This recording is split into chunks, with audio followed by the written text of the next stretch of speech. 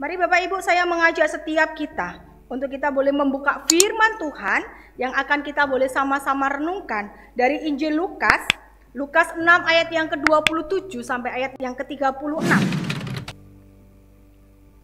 Injil Lukas, Lukas pasal yang ke-6 ayat yang ke-27 sampai ayat yang ke-36.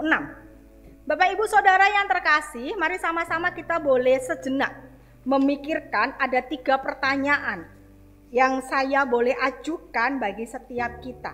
Kalau setiap kita diberikan kesempatan untuk memilih, ya, kalau kita diberikan sebuah kesempatan untuk kita boleh memilih, kita memilih diberi atau memberi. Yang kedua, kita memilih diperhatikan atau memperhatikan. Dan yang ketiga, kita memilih dikasihi atau mengasihi, ya.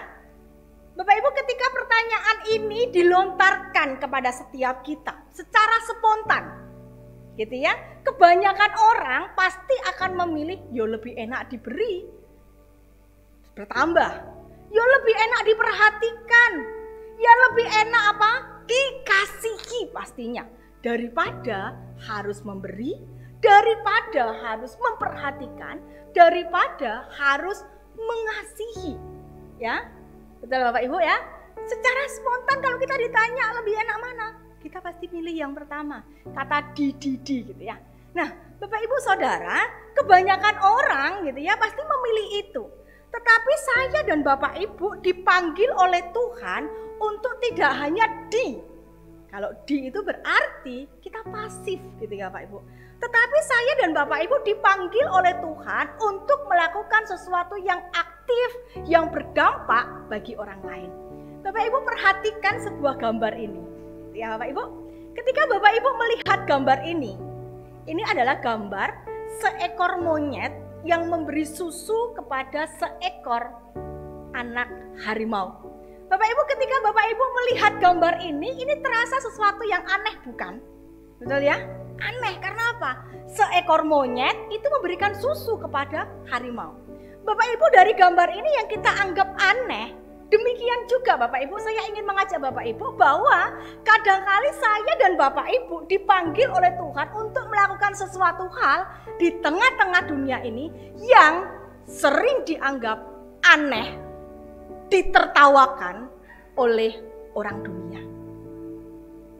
Bapak Ibu, saya dan Bapak Ibu dipanggil oleh Tuhan untuk apa? Kita memiliki cara hidup yang diajar oleh Tuhan Yesus kepada kita. Menang adalah cara hidup di luar gitu ya, akal manusia.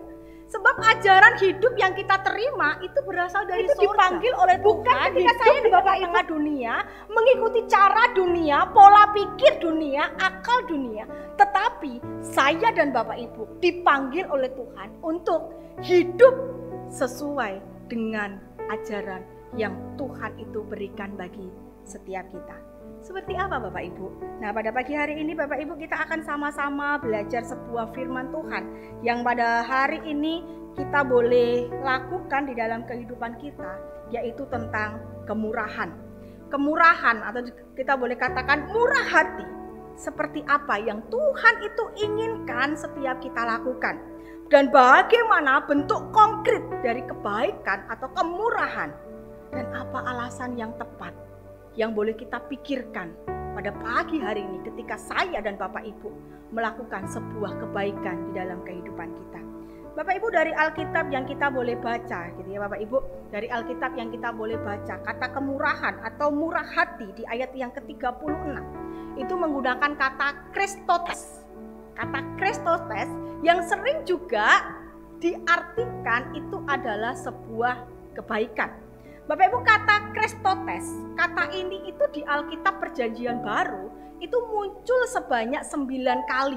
Bapak Ibu boleh perhatikan, saya sudah cantumkan gitu ya, nanti Bapak Ibu boleh cek. Dan kata ini Bapak Ibu, kata Kristotes ini itu merujuk, seringkali dipakai untuk menyatakan kebaikan Allah di dalam diri siapa? Yesus Kristus.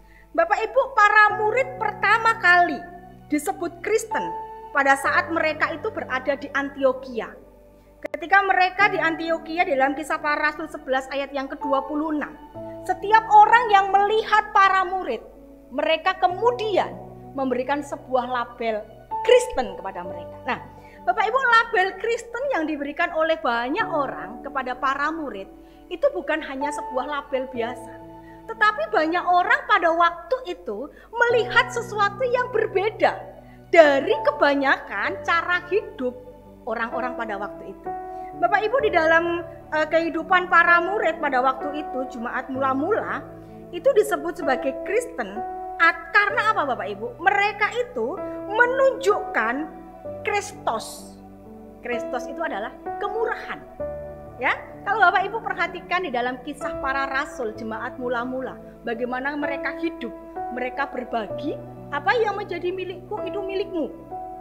Saling memperhatikan, berkumpul untuk apa? Mereka bersekutu. Dari cara hidup mereka seperti itulah, maka mereka disebut Kristen. Nah, pada hari ini Bapak Ibu, ketika saya dan Bapak Ibu disebut sebagai Kristen, tentunya kita juga boleh rindu memiliki Kristus, cara hidup Kristus itu di dalam kehidupan kita.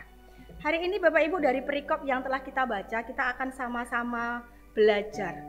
Ketika saya dan Bapak Ibu ingin menyatakan kemurahan itu di dalam kehidupan kita, maka supaya saya dan Bapak Ibu tidak salah sasaran, kita mau sama-sama melihat objek daripada kemurahan.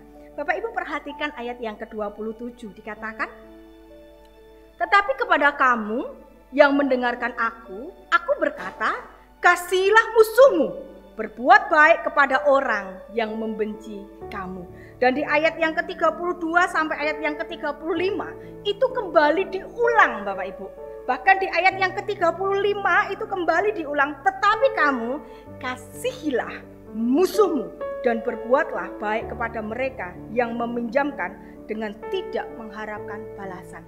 Bapak Ibu Saudara, hari ini supaya saya dan Bapak Ibu ketika kita menyatakan kebaikan, kemurahan itu kepada orang lain, supaya kita tidak salah sasaran, kita mau mengetahui objeknya.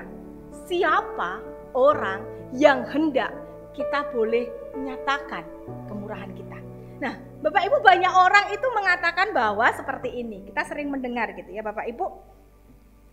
Kalau dia baik kepada saya baik kepada dia. Tetapi ketika dia nyenggol saya sedikit saja, ketika dia nyinggung saya sedikit saja, ketika dia melukai saya sedikit saja, saya bisa melukai dia 10 kali lipat. Pernah dengar kata itu Bapak Ibu? Itu sering kita dengar loh di dalam kehidupan kita hari lepas hari. Dan perkataan itu Bapak Ibu tidak hanya dikatakan oleh orang yang bukan orang percaya. Tetapi Bapak Ibu, saya pernah mendengar orang-orang yang ada di gereja juga mengatakan seperti itu.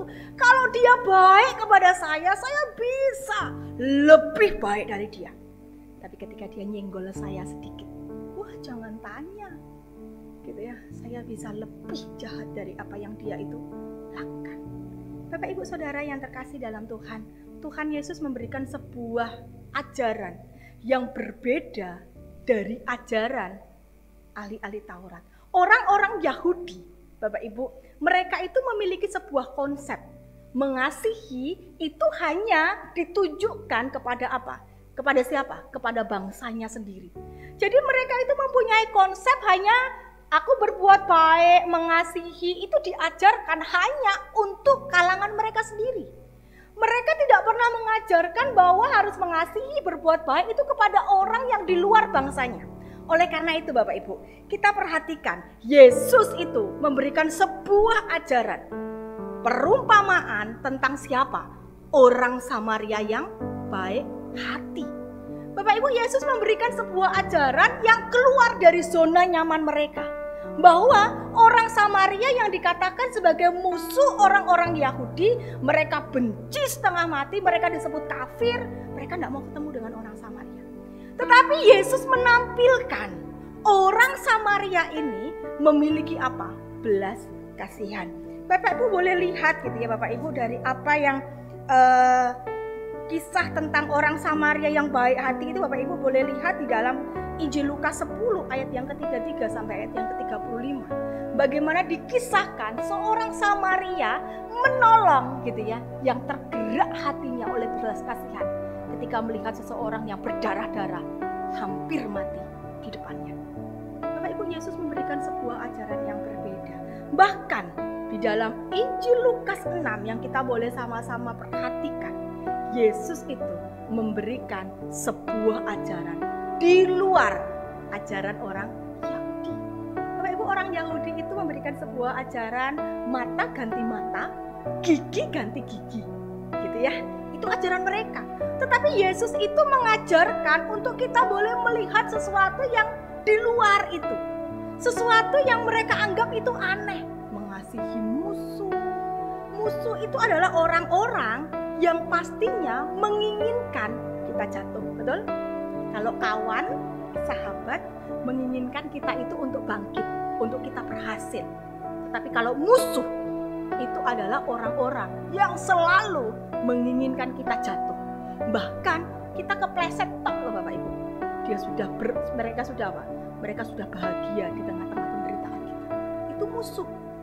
Nah, Yesus itu menyuruh orang-orang yang pada waktu itu pendengarnya, yang saat itu mendengar apa yang dia ajarkan, itu untuk mengasihi musuh.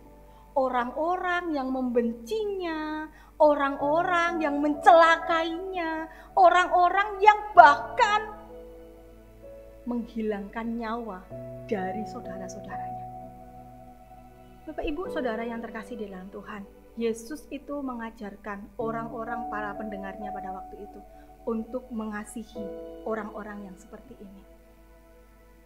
Jadi hari ini Bapak Ibu, ketika engkau dan aku melakukan sebuah kebaikan atau kemurahan di dalam kehidupan kita, sebagai wujud kita untuk kita boleh nyatakan Kristus itu di dalam kehidupan kita, maka mari kita boleh nyatakan itu bukan hanya kepada orang-orang yang baik kepada kita, bukan hanya kepada orang-orang yang mengasihi kita. Firman Tuhan mengatakan, apa bedanya kita dengan orang berdosa?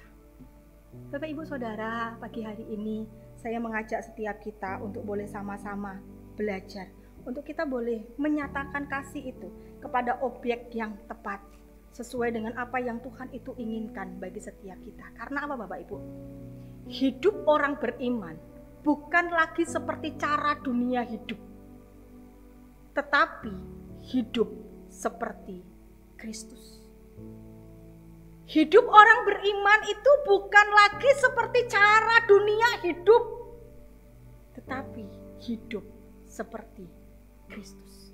Bapak Ibu, mari sama-sama kita boleh nyatakan, kita boleh sama-sama menyatakan Kristus itu di dalam kehidupan kita.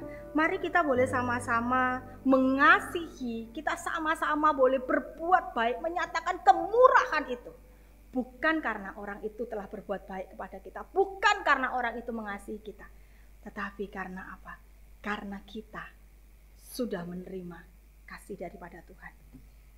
Bapak Ibu, yang kedua, setelah kita tahu objek kita di dalam kita itu melakukan kemurahan atau kebaikan, yang kedua Bapak Ibu adalah bentuk dari kemurahan. Bapak Ibu, kita sudah tahu nih objeknya, bentuknya seperti apa yang mau kita kerjakan. Bapak Ibu, kalau Bapak Ibu boleh perhatikan di dalam Injil Lukas pasal yang ke-6 gitu ya Bapak Ibu, di ayat 28 sampai ayat yang ke-31. Ketika kita mau sama-sama boleh lihat di sini gitu ya. Bapak Ibu, setiap orang itu membutuhkan yang namanya bentuk konkret. Betul ya? Banyak orang-orang itu yang tidak percaya belanja online. Walaupun Bapak Ibu ini sebentar lagi 444 gitu ya. Ya, sebentar lagi 444. Handphone saya ini sudah mulai ada notifikasi gitu ya Bapak Ibu. Gratis ongkir gitu ya Bapak Ibu, itu sudah mulai notifikasi gitu ya. Tetapi ada beberapa orang Bapak Ibu, mereka itu tidak mau belanja online. Karena apa? Mereka nggak bisa pegang, mereka nggak bisa coba, betul? Mereka itu nggak tahu bener nggak iki barangnya, walaupun reviewnya bagus gitu ya. Tapi kan nggak tahu barang ini bener sesuai dengan reviewnya.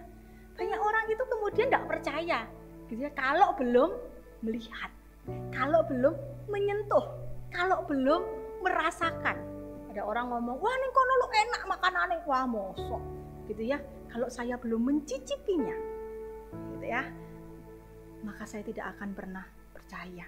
Nah, Bapak Ibu, demikian juga di dalam kehidupan saya dan Bapak Ibu. Kita tahu nih, ada objek yang Tuhan itu sudah tempatkan di dalam kehidupan kita. Orang-orang yang mungkin mengecewakan kita, yang nganyelke kita. Nah, sekarang bagaimana cara kita mewujudkannya? Bagaimana cara kita menyatakan kemurahan itu di dalam kehidupan kita? Bapak Ibu, di ayat yang ke-28 gitu ya, sampai ayat yang ke-31. Dikatakan di sini, mintalah berkat bagi orang yang mengutuk kamu. Berdoalah bagi orang yang mencaci kamu. Bapak Ibu, seorang yang bernama Mother Teresa itu mengatakan seperti ini. Kita tidak dapat melakukan semua hal besar, tetapi kita bisa melakukan hal yang kecil dengan kasih yang besar.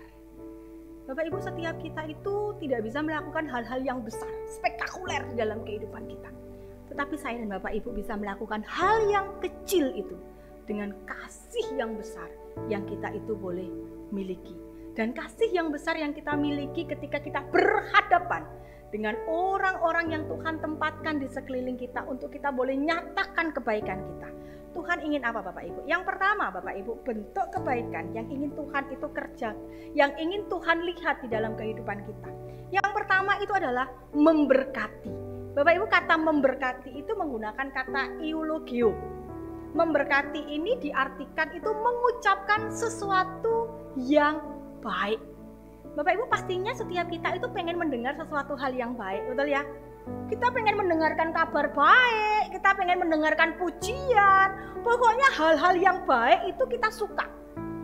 Kita pengen mendengarkan itu. Nah Bapak Ibu, Tuhan itu ingin setiap saya dan Bapak Ibu memperlakukan orang lain seperti apa yang ingin kita itu rasakan. Ketika saya dan Bapak Ibu ingin mendengarkan hal yang baik, untuk mendengarkan hal-hal yang berkat, Tuhan juga ingin kita itu juga menyatakan hal-hal itu kepada orang lain. Memberkati, mengucapkan sesuatu hal yang baik. Sekalipun orang itu tidak baik di dalam kehidupan kita. Sekalipun dia pernah ngunek-ngunek ke kita. Sekalipun dia pernah mungkin memfitnah kita.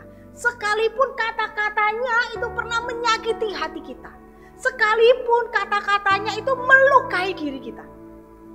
Tetapi hari ini Bapak Ibu, kita mau menunjukkan sebuah kebaikan. Itu dengan apa? Memberkati mereka, mengucapkan sesuatu hal yang baik. Dan yang kedua Bapak Ibu adalah berdoa. Ya, Bapak Ibu, berdoa itu sesuatu hal yang kita lakukan setiap hari.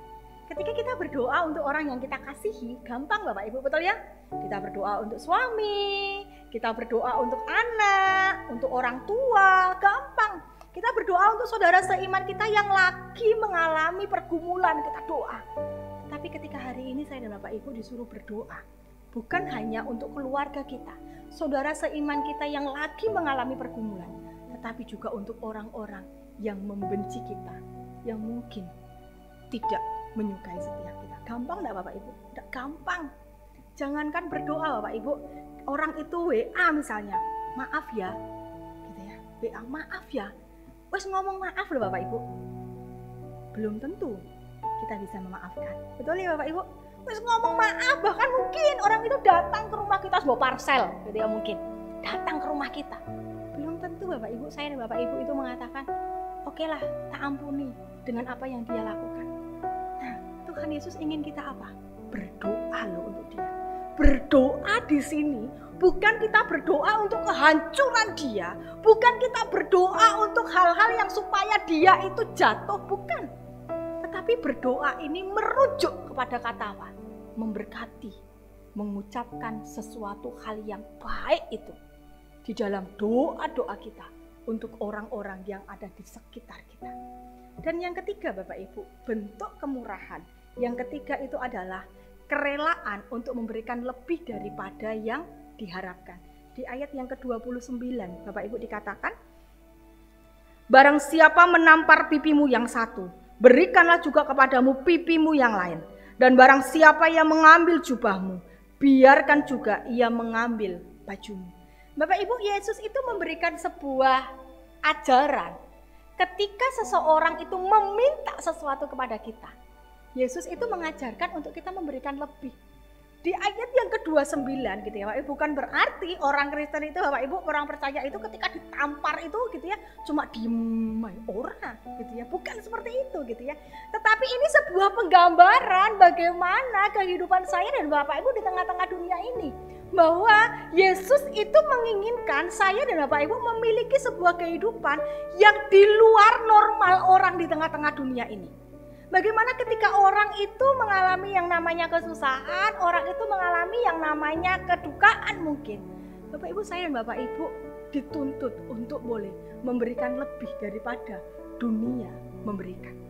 Kalau kita hanya berbicara tentang kebaikan Bapak Ibu, orang-orang di luar sana gitu ya Bapak Ibu, mungkin kalau kita boleh akui, itu lebih baik daripada orang-orang Kristen, orang-orang percaya. Kalau kita berbicara kebaikan. Tetapi hari ini Bapak Ibu, saya dan Bapak Ibu tidak hanya berbicara tentang sebuah kebaikan yang hanya kita boleh nyatakan orang lihat gitu ya, tetapi juga bagaimana saya dan Bapak Ibu itu menyatakannya lebih daripada orang yang mengharapkannya. Hari ini kita belajar Bapak Ibu, kita mau belajar kerelaan untuk memberikan lebih dari yang diharapkan. Apa aja Bapak Ibu? Waktu kita, tenaga kita. Mungkin kita berkata, aku gak punya apa-apa gitu ya. Ada banyak orang itu Bapak Ibu berkata, aku hari ini gak bisa kasih sesuatu, aku gak punya uang, gak ini. Bapak Ibu, kita punya waktu, kita punya tenaga, dan kita juga punya berkat yang Tuhan itu berikan bagi kita. Ketika saya dan Bapak Ibu ketika berbicara tentang bentuk kemurahan, kebaikan untuk kita boleh nyatakan kepada orang lain. Ketika kita berkata, kalau aku sudah kaya, kalau aku sudah punya ini, baru aku bisa menolong kamu, aku baru bisa memberikan kepada kamu. Pertanyaannya Bapak Ibu,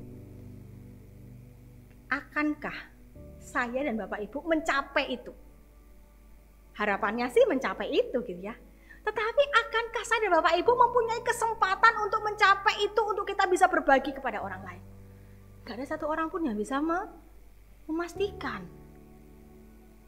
Tapi hari ini Bapak Ibu, seberapapun yang Tuhan itu percayakan bagi kita, mari kita belajar. Ketika hari ini Tuhan boleh percayakan kita mengelola yang saat ini mungkin sekilo, mari kita boleh kelola yang sekilo ini untuk kita juga belajar untuk berbagi bagi orang lain. Bapak Ibu, di tengah pandemi saat ini, banyak orang yang kemudian saat ini egois. Ya, banyak orang yang kemudian hari ini melindungi hartanya dengan apa? Investasi. Dan banyak sekali Bapak Ibu, banyak orang itu yang hari ini main kripto. Bapak Ibu tahu ya, anak-anak muda sekarang itu pengusaha-pengusaha sedang main kripto. Investasi ke sini, menjaga gitu ya, bahkan mengharapkan yang namanya cuan itu. Dengan apa yang boleh dijanji-janjikan. Gitu ya Pak Ibu. Mereka main kripto, mereka main saham dan lain sebagainya gitu untuk menjaga itu supaya apa? Nanti ke depan itu seperti apa? Tapi Bapak Ibu, saya punya beberapa teman yang kemudian main seperti itu. Uang mereka tidak kembali. Banyak uang mereka yang nyangkut 80 juta, 30 juta, 40 juta itu tidak kembali. Ketika mereka seperti itu mengeluh kepada saya bilang, pelajaran gitu ya, bahwa apa yang hari ini Tuhan percayakan bukan hanya untuk kita nikmati sendiri, tapi Tuhan mempercayakan itu untuk kita juga bisa berbagi, untuk kita bisa juga menolong orang lain. Bapak Ibu, kasih terwujud dalam kebaikan, kasih yang tak terwujud dalam kebaikan adalah perasaan yang kosong dan menipu. Kalau orang berkata, aku mengasihi kamu tetapi tidak nyata, tidak bisa dirasakan, itu adalah kasih yang kosong dan menipu. Seorang yang bernama Donald J. Stamps itu mengatakan, orang yang murah hati itu sungguh ingin mengurangi penderitaan itu dengan menuntun orang itu kepada Kristus, sehingga ia dapat menerima kasih karunia dan pertolongan dari Allah. Bapak Ibu, murah hati atau kemurahan yang kita itu miliki untuk kita boleh nyatakan tidak hanya kita itu menolong mereka, tetapi adalah sungguh-sungguh mengurangi mengurangi penderitaan mereka dan menuntun mereka untuk mereka boleh mengenal Kristus melalui apa yang kita itu boleh lakukan. Kiranya Bapak Ibu, kita hari ini boleh memikirkan sebuah tindakan apa yang nanti ketika saya dan Bapak Ibu pulang, apa yang ingin kita boleh lakukan untuk orang-orang yang mungkin hari ini melukai kita, yang hari ini mungkin yang Tuhan tempatkan di sekeliling kita yang tidak menyenangkan itu.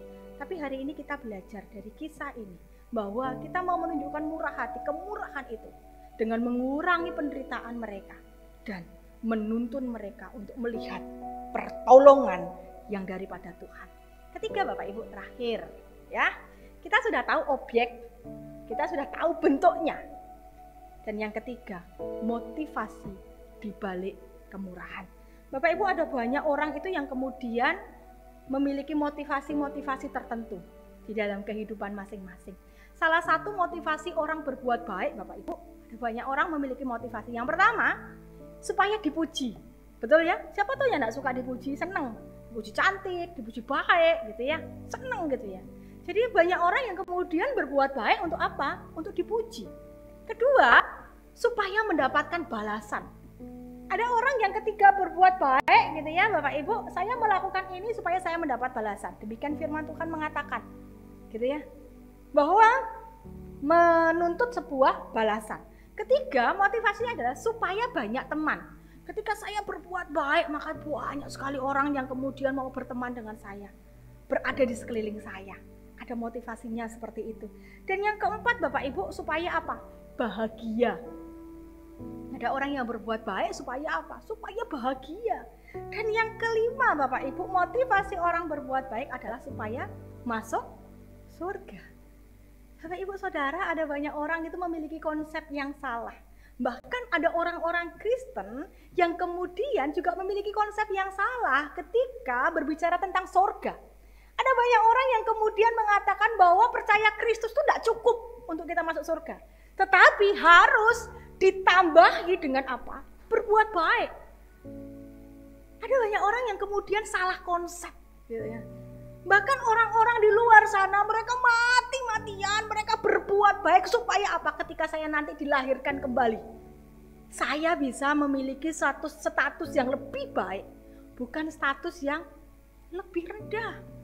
Ada banyak orang yang memiliki konsep seperti itu. Tetapi hari ini Bapak Ibu, ketika saya dan Bapak Ibu melakukan perbuatan baik, bukan karena saya dan Bapak Ibu ingin dipuji orang, bukan untuk mendapatkan balasan, bukan untuk mendapatkan banyak teman, bukan untuk supaya kita bahagia, bukan karena supaya kita masuk surga, tetapi karena apa Bapak Ibu? Motivasi kita adalah status kita sebagai anak-anak Allah. Bapak Ibu, di ayat 35 dikatakan, di ayat 35b itu dikatakan, maka upahmu akan besar dan kamu akan menjadi anak-anak Allah yang maha tinggi. Bapak Ibu, status sebagai anak Allah itu bukan karena saya dan Bapak Ibu itu berbuat baik, bukan karena kita melakukan yang namanya ritual-ritual keagamaan yang saat ini kita lakukan supaya kita mendapat status sebagai anak Allah, bukan. Tapi status anak Allah yang hari ini saya dan Bapak Ibu itu miliki, itu semua karena kemurahan daripada Tuhan. Bapak Ibu, ada seorang anak murid SD yang dia itu tubuhnya itu cukup besar. Ya Bapak Ibu, dia tubuhnya cukup besar yang kalau dibandingkan dengan teman-temannya yang lain itu dia paling besar gitu ya Bapak Ibu. Nah, Bapak Ibu, si anak ini menjadi troublemaker gitu ya di sekolahnya. Suka membuat sebuah hal-hal yang membuat orang lain tuh jengkel gitu ya. Bahkan dia sering sekali keluar masuk BP untuk dikonseling dan bahkan mendapat hukuman. Bapak Ibu, suatu kali anak ini itu dibawa ke ruang kepala sekolah seperti biasa Bapak Ibu. Guru yang mendapati anak ini nonjok temennya, maka anak ini dibawa masuk ke ruang kepala sekolah. Bapak Ibu, ketika di ruang kepala sekolah ini sang guru menjelaskan bagaimana anak ini nakal sekali. Setiap hari melakukan yang namanya perlakuan-perlakuan yang tidak baik kepada temannya. Nah Bapak Ibu, ketika anak ini masuk di ruang kepala sekolah, dia katakan, ayo Pak, cepat berikan saya hukuman. Seperti biasa kan ya. Terus sang kepala sekolah itu tersenyum, Bapak Ibu. Sang kepala sekolah itu tersenyum, dia katakan, apa yang kamu lakukan kali ini? Bukannya Bapak itu sudah tahu apa yang saya lakukan, seperti yang dikatakan oleh guru saya pukul teman saya. Sang kepala sekolah itu senyum gitu ya, diem. Terus sang anak ini, udahlah Pak, cepet, saya mau main lagi. Sekarang cepat berikan hukuman kepada saya. Bapak Ibu, sang anak itu kemudian mengulurkan tangannya, cepet, hukum saya seperti biasanya. Bapak Ibu, seperti biasanya ketika dia melakukan kesalahan, dia akan mengulurkan tangan dan guru itu akan memukul tangannya. Baik itu menggunakan ikat pinggang ataupun penggaris. Nah, Bapak Ibu, sang anak ini berkata, cepat, saya sudah mau main nih. Bapak Ibu, sang kepala sekolah itu berkata, Pak, ambil ikat pinggang. Terus sang guru itu cepat ngambil ikat pinggang, Bapak Ibu. Dia ambil ikat pinggang itu, kemudian ikat pinggang itu sudah di tangan guru. Sang anak itu cepat gitu ya, dia sambil tutup mata. Bapak Ibu, ketika sang anak itu tutup mata, sang kepala sekolah mengatakan, kamu hitung 1, 2, 3 gitu ya Bapak Ibu. Kemudian sang anak bilang, ya saya hitung gitu ya. Bapak Ibu, anak ini seperti ini, kemudian dia hitung 1, 2, 3. Bapak Ibu, bunyi ikat pinggang itu, sang anak itu diam. Sang kepala sekolah berkata, hitung lagi 1, 2, 3. Anak ini mendengar bunyi krek. Terus sang anak ini kemudian membuka mata. Bapak Ibu, ketika anak ini membuka mata, tangan yang dipukul dengan ikat pinggang itu bukanlah tangannya, tetapi tangan kepala sekolah. Bapak Ibu, anak ini melihat tangan kepala sekolah yang luka. Dia melihat tangan kepala sekolah yang baret-baret itu. Anak ini berkata, sudah cukup, stop. Anak ini berkata seperti itu. Karena apa Pak Bu? Pukulan demi pukulan itu mengenai tangan sang kepala sekolah. Bapak Ibu, ketika anak ini berkata, stop. Saat ini aku berjanji tidak akan lagi nakal. Aku tidak akan lagi mukul temanku. Bapak Ibu, ketika anak ini berkata seperti itu, sang guru kemudian berhenti memukul tangan sang kepala sekolah. Sang kepala sekolah ini kemudian merangkul anak ini, dia katakan, nak, aku mengasihimu. Aku melakukan semuanya ini sebagai wujud aku mengasihimu. Sang anak ini berkata, Bapak, kenapa bukan aku yang dihukum, aku yang melakukan kesalahan, aku yang nakal. Tapi kenapa Bapak yang menerima hukuman?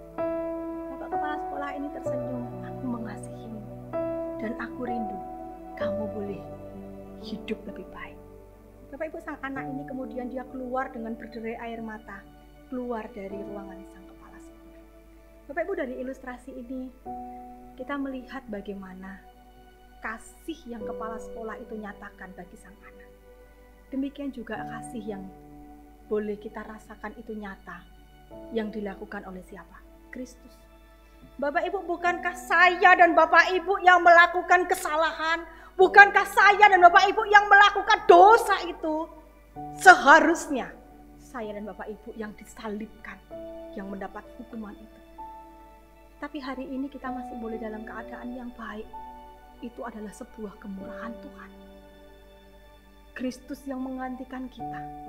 Dia rela dicambuk, dia rela disiksa, dia rela dipaku, bahkan dia rela mati di atas kayu salib untuk menyatakan kasih-Nya bagiku dan bagimu. Bapak Ibu, status kita sebagai anak Allah bukan karena saya dan Bapak Ibu berbuat baik, tetapi hanya karena kemurahan Tuhan. Kristus itu yang rela mati di atas kayu salib memberikan status kita sebagai anak-anak Allah.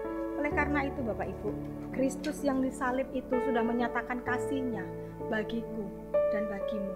Pengorbanannya yang sempurna itu dia sudah kerjakan bagi setiap kita.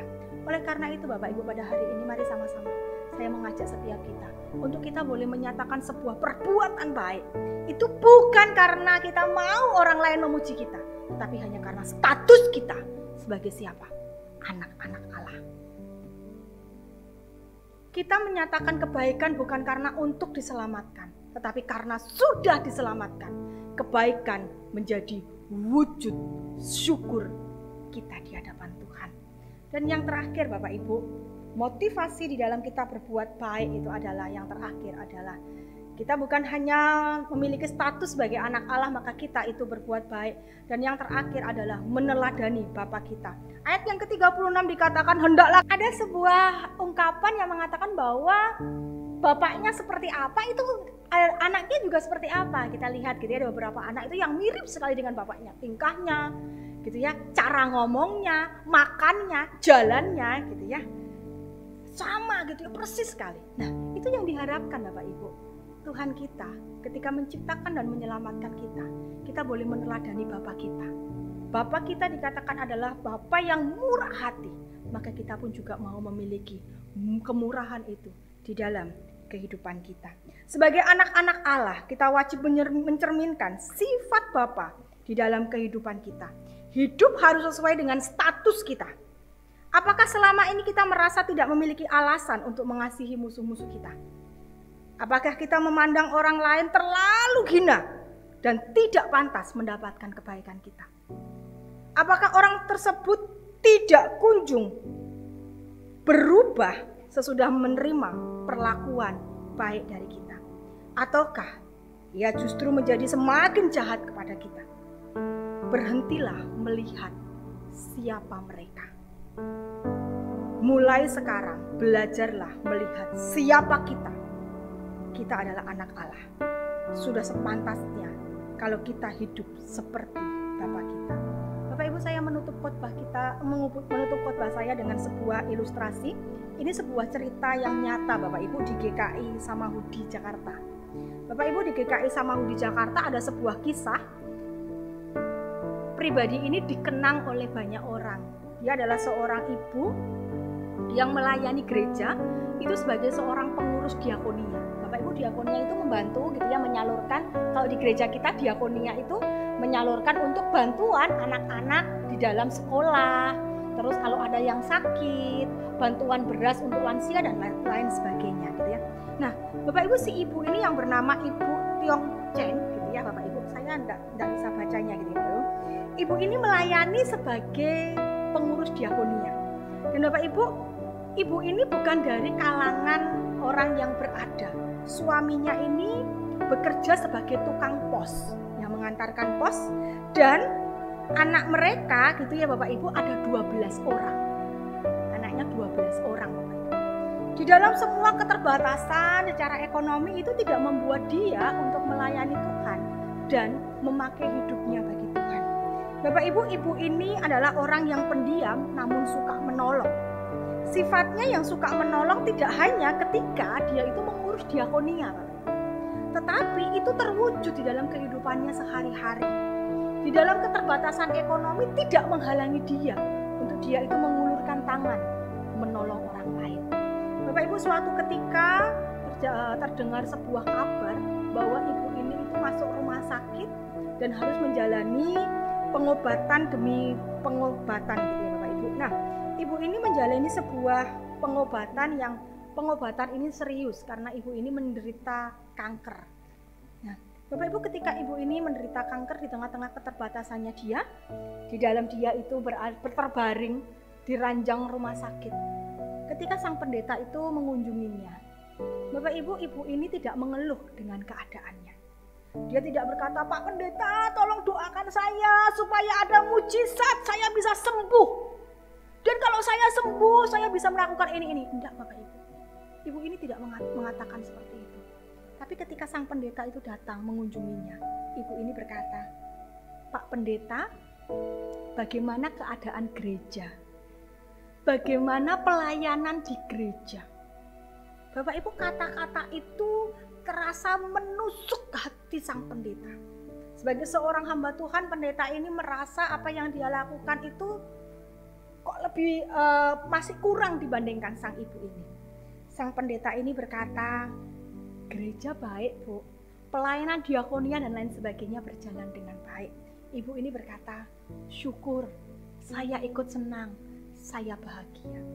Bapak Ibu, ibu ini menderita sakit yang kemudian menggerogoti tubuhnya, dan di usia 58 tahun sang ibu ini meninggal.